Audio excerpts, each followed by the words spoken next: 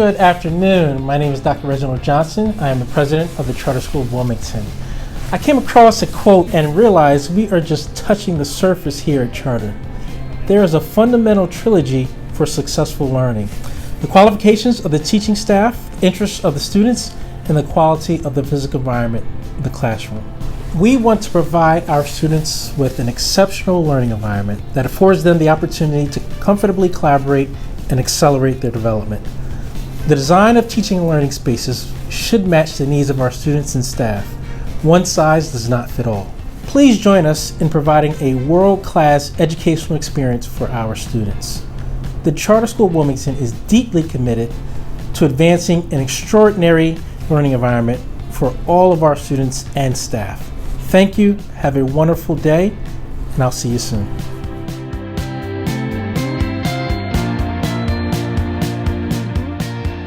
Thank you all for joining me this afternoon. Let's start with a bit of introductions. So, Devin, we'll start with you first. Yeah, my name is Devin Oakes, and I've been teaching at Charter for 9 years. What year did you graduate? 2010. And my name is Edwin Lopez. I'm a graduate from 2015, and this is my second year teaching. Great, thank you. I'm Ariana C. Marcone. I'm a graduate from the year of 2013, and this is my second year teaching here.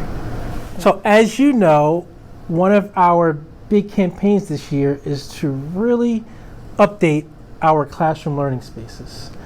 We want to make sure that students are in a comfortable as well as innovative, flexible learning environment. So, Ari, Edwin, I know this was your actual classroom when you were students. So can you share just, again, your thoughts on our fundraising campaign to really innovate and provide a flexible and comfortable learning environment for our students here, as well as teachers? This was my freshman year English class. I sat actually in the back corner over there and probably at actually one of these very same desks. These have been around since before I came to Charter as a student, almost 10 years ago. Even now, I have sort of a hodgepodge like you see here in my room. And I think what becomes sort of difficult about them is they create like landlocks within the classroom where you can't necessarily go right next to another student because they have to be able to get in and out, or you have issues with accessibility and students fitting within these. In fact, before we sat down, we were just joking about how getting into these now, and even back then as students, we wonder, how do we do that? This is so uncomfortable. And I think with that, it begs the question of how are students able to learn when they're not comfortable? We know that students don't learn well when they're hungry, when they're cold, when they're going through several issues or needs, and yet we don't always think about how do they learn well within the classroom if they're sitting in these rigid plastic chairs without any space to lay them things out, to create, to collaborate. Thank you for sharing. Edwin, how about you?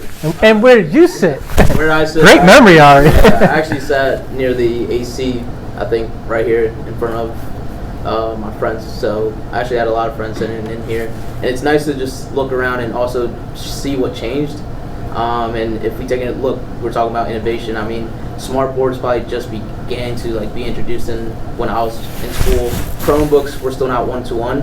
I think we had to go to the library if we wanted Chromebooks or just individual things like that. So to see that in every classroom now, it's great. But to come back and sit in these, and I don't have my personal classroom yet. So one of the things I actually struggle with the most is finding something that fits me.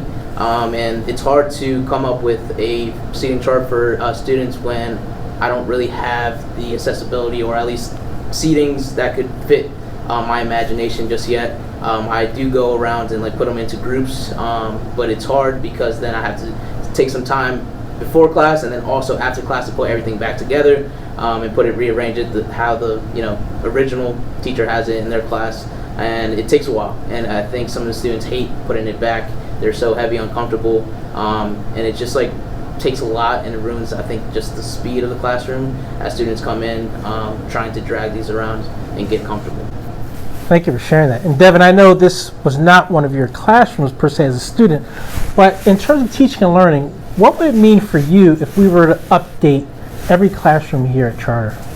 I think when I was a student here, I'm actually teaching in the room one of the classes that I had. So it's kind of interesting to be on the other side of the desk. But I think, just from a perspective of like environment, when you come in and you see kind of like disunity and you see like, this, use the good word, hodgepodge, right? It feels very much like we don't have a consistent, environment. You know what I mean? And I think for a lot of the students, small things like that can be disruptive.